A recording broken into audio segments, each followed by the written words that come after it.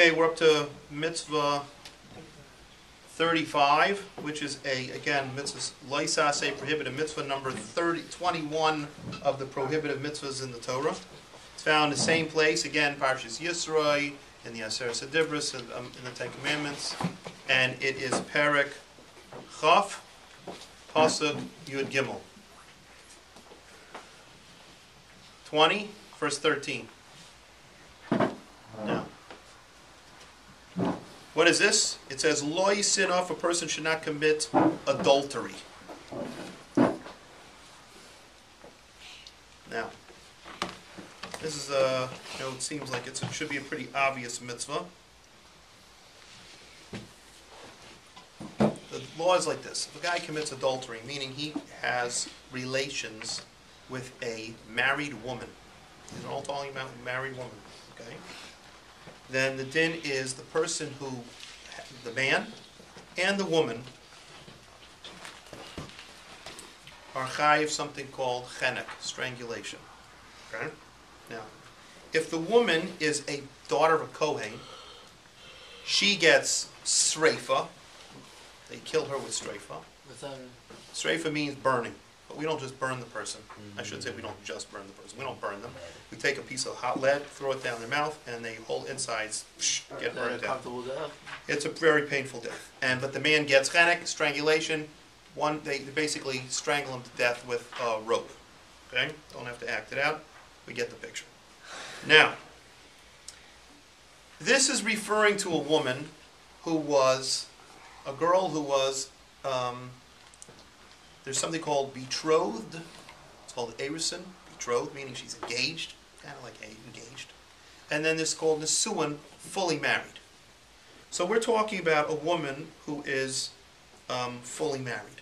So fully married is you kill both of them with chenek, with strangulation. However, if she would be not fully married and she's only, so to speak, engaged, then the din is they both get something called skila, which we've talked about, where they throw them off a cliff, like a cliff, but throw them off a couple stories, and then, then they put a big stone on him, and the guy dies by being stoned. Now, there's a lot of different cases that are brought on about this and discussed about this. However, let's say some of the most, important things. This is talking about where there were witnesses and you had hasra. Okay? Now, you had witnesses and you had warning. Now, if it would be with the guy does it on purpose, but there is no hasra, then it's chayiv kares. And a shoygig, if he did it by accident, whatever weird case that would be, then he's chayiv a chatas. Now, we could think there's a lot of different possible. We have the Chazal added a number of things. One thing that they added is that you're not allowed, just because we're concerned about this kind of thing, you cannot even be alone. It's forbidden for a man to be alone, except for his wife or his daughter, or let's say his grandmother, to be alone with a woman in a secluded area. We call that the Aveira, the Isser of the prohibition of yichud, being alone. And all these are precautionary things because we know that things happen, so to speak, and we got to be careful to make sure that none of this takes place. Now,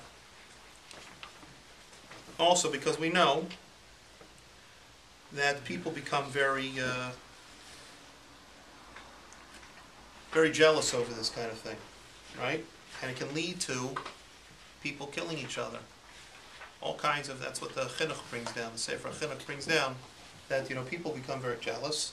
Hey, what are you doing? And it leads to bloodshed, and it leads to all kinds of horrible, dangerous things that can come from this. And also, because we want to make sure that one of the most important things is that we do not, exactly who somebody's family is. If you have a man who's living with another woman who's married, you do not know who the father is. So this is going to cause, besides all the danger to people killing each other from jealousy, this also is going to cause it. You have no idea who the parents are, who the father is. You can't have a normal lineage. So because of that, obviously, this is, again, one of those mitzvahs that even the Goyim, it's one of the Shev mitzvahs, one of the 7 Noahide laws that even the rest of the world has accepted and understands not to do. I have another question. How do you do that?